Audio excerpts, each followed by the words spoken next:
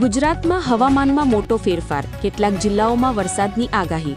ગુજરાતના અનેક વિસ્તારોમાં તાપમાન ઘટ્યું છે અને આવનારા દિવસોમાં વરસાદની શક્યતા વ્યક્ત કરવામાં આવી છે. મોંઘવારીથી જનતા પર ભાર, શાકભાજી અને દાળના ભાવમાં વધારો, દૈનિક ઉપયોગની વસ્તુઓના ભાવ વધતા સામાન્ય લોકોનું બજેટ બગડ્યું છે. રાજ્યમાં માર્ગ અકસ્માતોમાં વધારો, ટ્રાફિક નિયમોનું પાલન જરૂરી છે. છેલ્લા કેટલાક દિવસોમાં અકસ્માતોની સંખ્યા વધતા ચિંતાનો વિષય બન્યો છે. ગુજરાત સરકારનો મહત્વનો નિર્ણય, યુવાનો માટે નવી યોજના જાહેર. રોજગાર અને શિક્ષણને ધ્યાનમાં રાખીને રાજ્ય સરકારે નવી યોજના શરૂ કરી છે. કિસાનો માટે ખુશખબર, પાક વીમા યોજના હેઠળ સહાય મળશે. કુદરતી આફતથી નુકસાન પામેલા ખેડૂતોને સરકાર તરફથી મદદ મળશે.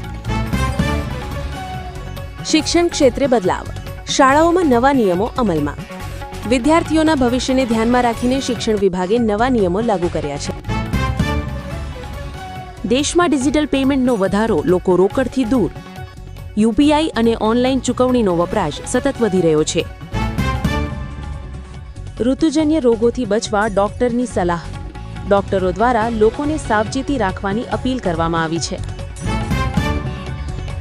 પેટ્રોલ ડીઝલના ભાવમાં ફેરફાર, જાણો આજના નવા ભાવ. ઈંધણના ભાવમાં ફેરફાર થતા વાહન ચાલકોમાં ચર્ચા છે.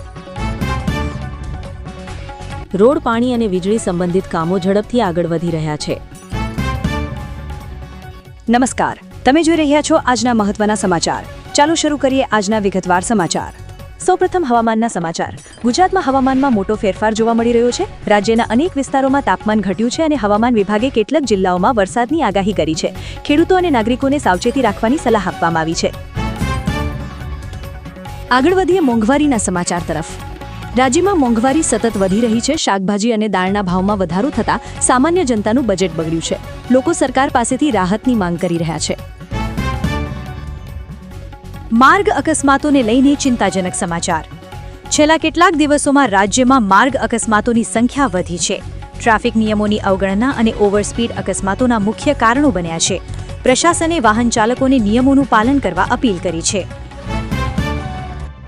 કિસાનો માટે ખુશખબર, પાક વીમા યોજના હેઠળ કુદરતી આફતથી નુકસાન પામેલા ખેડૂતોને સહાય આપવામાં આવશે. સરકાર દ્વારા ખેડૂતોને સમયસર અરજી કરવા સૂચના આપવામાં આવી છે. શિક્ષણ ક્ષેત્રે મોટા બદલાવ, શાળાઓમાં નવા નિયમો અમલમાં મૂકવામાં આવ્યા છે. વિદ્યાર્થીઓના ભવિષ્ય અને સલામતીને ધ્યાનમાં રાખીને શિક્ષણ વિભાગે આ નિર્ણય લીધો છે. ડિજિટલ ઇન્ડિયાની દિશામાં વધુ એક પગલું. દેશમાં ડિજિટલ પેમેન્ટનો વપરાશ સતત વધી રહ્યો છે. યુપીઆઈ અને ઓનલાઈન ચૂકવણી દ્વારા લોકો હવે રોકડથી દૂર થઈ રહ્યા છે. આ સાથે આજના સમાચાર પૂર્ણ થાય છે. વધુ અપડેટ માટે અમારી સાથે જોડાયેલા રહો. ધન્યવાદ.